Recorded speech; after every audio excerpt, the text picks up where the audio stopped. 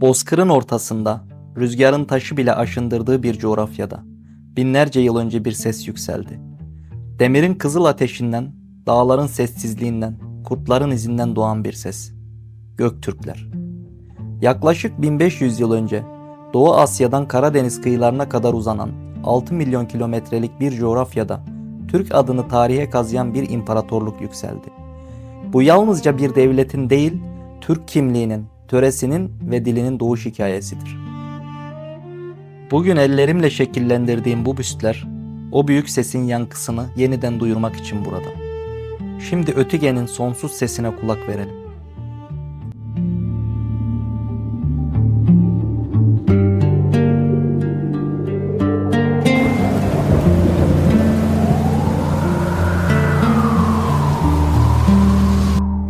Göktürklerin hikayesi aslında çok daha eski bir ateşten başlar. Demirci bir boy olan Aşina soyunun Ergenekon'dan çıkışıyla şekillenen demirci kültürü Göktürklerin ruhunu oluşturdu.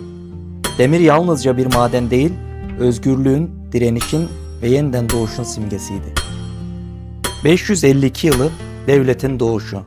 Juan yani Avar hakimiyetine son veren Bumin Kağan, Ötügen merkezli 1. Göktürk devletini kurdu.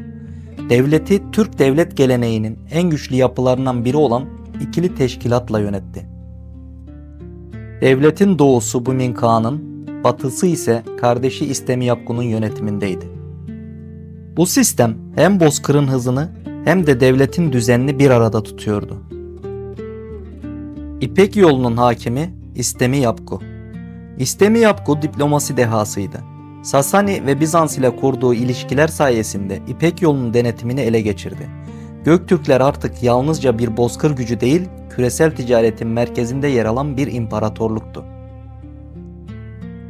Bumin Kağan'ın ölümünden sonra tahta geçen Mukan Kağan, Göktürkleri Doğu Asya'nın en büyük gücü haline getirdi.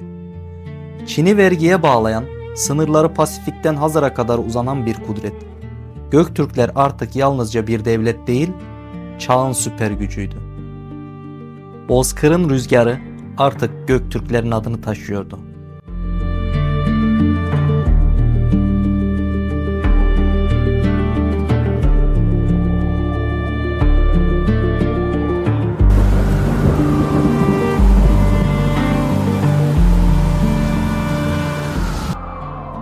Her büyük devlet gibi Göktürkler de iç çekişmelerin gölgesine düştü.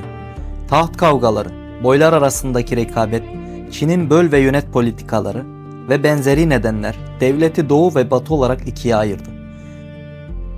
630 yılında Doğu Göktürk Devleti yıkıldı ve Türk boyları Çin hakimiyetine girdi. Böylece 6 milyon kilometre karelik toprağa hükmeden bu devlet sadece 78 yıl hüküm sürdü. Göktürk Devleti yıkıldıktan sonra Türk tarihinin en karanlık sayfalarından biri açıldı. O meşhum 50 yıllık esaret dönemi. Ancak karanlık her zaman bir ışığı doğurur.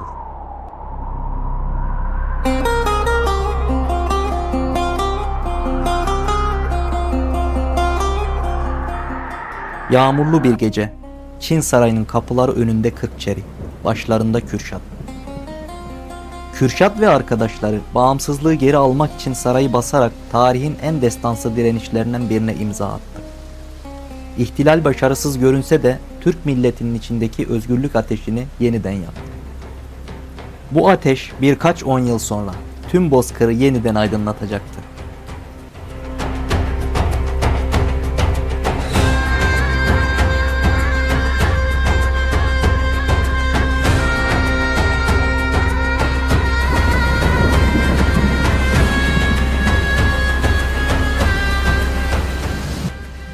Dağınık haldeki Türk boylarını bir araya getiren Kutluk, İlteriş yani devleti derleyen, toplayan unvanını aldı. Böylece 2. Göktürk Devleti kuruldu. İlteriş Kağan'ın yanında Türk tarihinin en büyük strateji dehası vardı, Bilge Tonyokuk. Tonyokuk hem akıl hocası hem de devletin mimarıydı. Çin'e yapılan seferleri planladı, boyları birleştirdi, töreyi yeniden kurdu. Onun sayesinde Göktürkler kısa sürede eski gücüne kavuştu. İlteriş Kağan'dan sonra tahta geçen Kapkan Kağan, askeri dehasıyla devleti zirveye taşıdı. Onlarca sefer, yüzlerce zafer. Göktürkler yeniden Bozkır'ın tartışmasız hakimiydi. Göktürkler tarihte çok az millete nasip olan bir şeyi başardı. Yıkılıp küllerinden yeniden doğmak.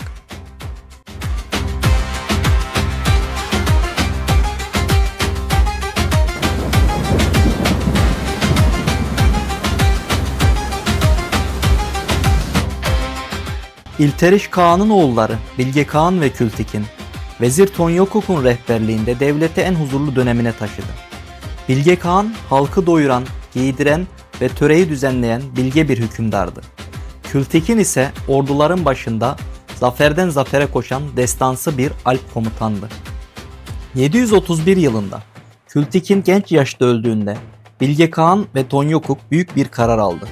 Türk milletine öğüt vermek, geçmişin hatalarını bildirmek ve geleceğe rehberlik etmek için Bengü taşları yani Orhun abidelerini dikmek. Ve bu taşlara kazınan şu söz yalnızca bir öğüt değil, bir milletin sonsuzluk yeminiydi. Ey Türk, üste mavi gök çökmedikçe, altta yağız yer delinmedikçe, senin ilini, senin töreni kim bozabilir?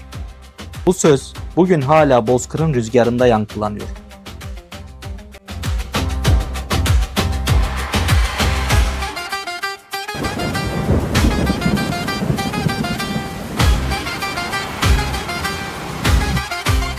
İkinci Göktürk Devleti 744 yılında Karluk, Basmil ve Uygur boylarının birleşerek başlattığı isyanlar sonucunda yıkıldı ve yerini Uygur Kağanlığına bıraktı.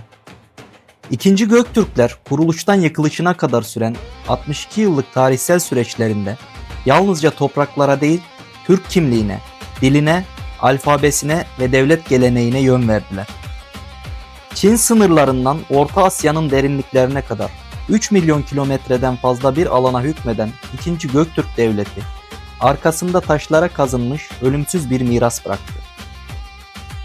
Dijital kodlar ve fiziksel çıktılardan ibaret bu büstler, 1000 yıl önce Ötügen'de esen Göktürk rüzgarına atfedilmiş birer saygı nişanesidir.